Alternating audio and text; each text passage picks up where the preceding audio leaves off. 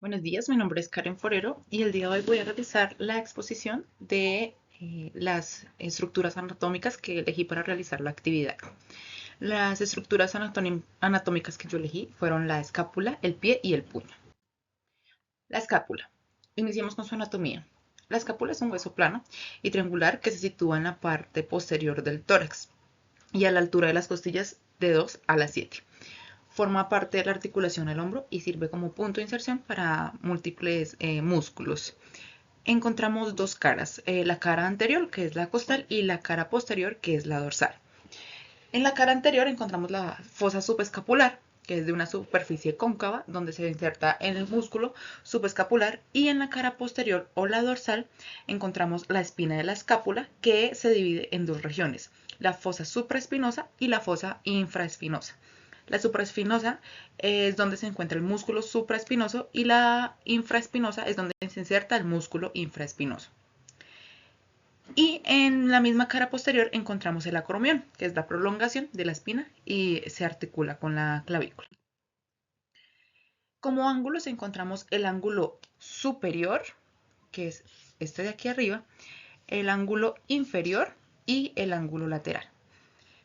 En el ángulo lateral encontramos la cavidad glenoidea, que se articula con la cabeza del húmero para formar la articulación del hombro. Encontramos la apófisis y las articulaciones. Encontramos la apófisis coracoides, que pues es la prominencia anterior donde se insertan los músculos, músculos como el pectoral menor, el bíceps y el coracoraquial. Encontramos la articulación acroclavicular entre la acromión y la clavícula y la articulación glenohumeral, que se encuentra entre la cavidad glenoidea y el húmero. Como características articulares, encontramos la articulación glenohumeral de tipo sinovial, de neartrosis. Superficies articulares, encontramos la cavidad glenoidea y la cabeza del húmero. ¿Qué movimientos permite? La flexión, la extensión, la abducción, la aducción, la rotación interna y externa. Encontramos la articulación acroclavicular de tipo sinovial, como superficies articulares que se articulan a ella, el acromión y el extremo lateral de la clavícula. ¿Qué movimientos permite? Los deslizamientos que acompañan al mismo movimiento de la escápula. Y la articulación escapulotorácica, lo que llamamos una falsa articulación de manera colonial, ya que no es una articulación verdadera, sino que se relaciona entre la escápula y la caja torácica, provocando esta unión. En sus superficies, la cara anterior de la escápula y revestimiento muscular sobre la pared torácica. ¿Qué movimientos permite? La elevación, retracción, rotación superior o inferior. Imágenes radiológicas básicas. AP, anteroposterior. ¿Para qué está indicada o qué diagnostica? Fracturas, tumores, infecciones o malformaciones. ¿Qué características se observan en la imagen? Se observa la escápula en su totalidad con la parrilla costal de fondo o con las costillas de fondo. La espina, el acromión, el apófisis, coracoides y la cavidad glenoidea son visibles también en la imagen. Encontramos la proyección lateral de escápula. También está especificada para diagnosticar luxaciones del hombro y fracturas escapulares. ¿Cuál es una de las características específicas de esta proyección? Que la escápula se ve como forma una Y. Entonces, aquí vemos la Y, cómo interactúa con la imagen, con el acromión y con la apófisis coracoides. La cabeza humeral debe estar centrada en la bifurcación de la Y. Es decir, aquí vemos la cabeza del húmero centrada en la Y que se forma. Y la lateral. ¿Qué indicaciones? Evalúa la relación de la cabeza del húmero con la cavidad glenoidea. Como característica, la imagen se obtiene con el brazo elevado a 90 grados y es útil para detectar fracturas. El pie. El pie es una estructura conformada por huesos, articulaciones, músculos, ligamentos y tendones que permiten estabilidad y movimiento al cuerpo humano. El pie se divide en tres regiones: tarso, metatarso y falanges. Como articulaciones principales encontramos la tibioperonoastragalina, que se encuentra en el tobillo entre la tibia, el peroné y el astrálago, y la subastragalina entre el astrágalo y el calcáneo. La articulación tarso-metatarsiana y la articulación metatarsofalángica. Como arcos del pie encontramos tres arcos: el arco longitudinal medial, que es el más alto y flexible, el lateral y el transverso. El transverso se ubica en la región metatarsiana. Como características articulares, en el tarso encontramos la articulación tibio-peronoastrogalina, que es de tipo sinovial y permite la extensión y extensión. La articulación subastragalina, de tipo sinovial, que permite la inversión y eversión del pie. Y la articulación transversa del tarso, que se compone por el astrálago, el navicular, el calcáneo, cuboidea, y los movimientos que permite son la inversión y la eversión. En articulaciones metatarsianas encontramos la tarsometatarsiana, de tipo sinovial, permite el deslizamiento y ligera flexión e extensión.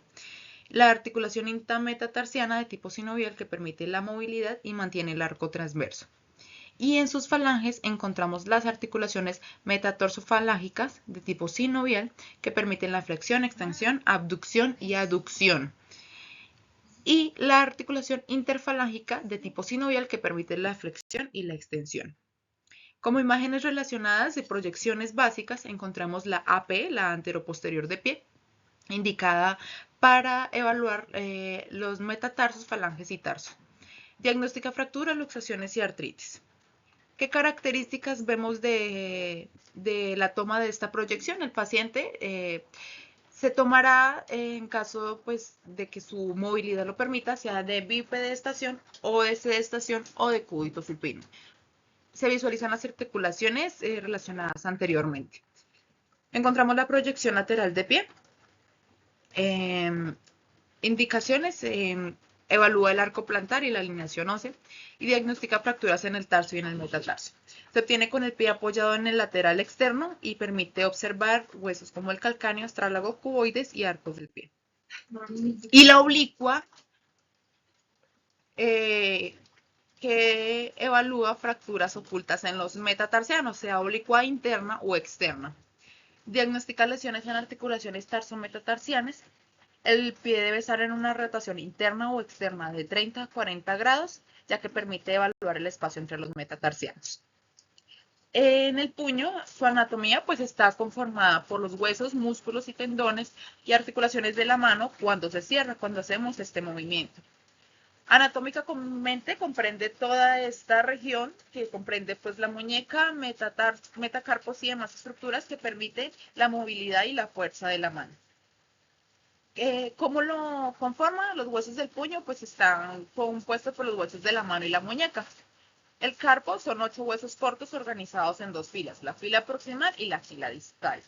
En la proximal encontramos el escafoide, semilunar, piramidal y pitiformes. Y en la fila distal encontramos el trapecio, trapezoide, grande y ganchoso. En el metacarpo pues encontramos 5 huesos largos que conforman la estructura de la palma. Se articulan con los huesos del carpo, del metacarpo y de las falanges. Es decir, que vemos que el metacarpo es esta zona de acá y las falanges son esta zona de acá. Cada dedo tiene 3 falanges, de distal, proximal y medial, excepto el pulgar, que solamente posee 2 falanges y son esenciales para la flexión y prensión de la mano. Como características articulares encontramos la articulación radiocarpiana, que es de tipo sinovial y permite los movimientos de flexión, extensión, desviación radial y cubital. Articulaciones intercarpianas conectan los huesos del carpo permitiendo los movimientos deslizantes. La articulación carbo-metacarpiana, la más importante es la del pulgar, ya que el pulgar permite la oposición y el agarre de la mano. Y las articulaciones metacarpofalángicas e interfalángicas que permiten la flexión, extensión y movimientos del agarre. Como imágenes radiológicas, encontramos la proyección PA, como la que vemos en pantalla. Permite evaluar los huesos del carpo y metacarpo para diagnosticar fracturas y artritis. La mano y el antebrazo deben estar apoyados en la mesa en una posición de 90 grados para permitir que las estructuras estén correctamente alineadas. Permite visualizar los huesos del carpo sin superposición. Encontramos la proyección lateral, que diagnostica fracturas en el carpo o en el metacarpo y evalúa la alineación ósea en caso de presentarse o en caso de diagnosticar luxación. La mano se coloca en posición lateral en el borde cubital apoyado sobre la mesa y permite revisar el correcto alineamiento entre el radio cúbito y los huesos carpianos. Y encontramos la proyección oblicua del puño, que esta sirve para diagnosticar fracturas ocultas o pequeñas en los huesos. Diagnostica lesiones de escafoides y trapecio. La mano debe ir en una rotación de 45 grados con respecto a la mesa y reduce la superposición de los huesos carpianos.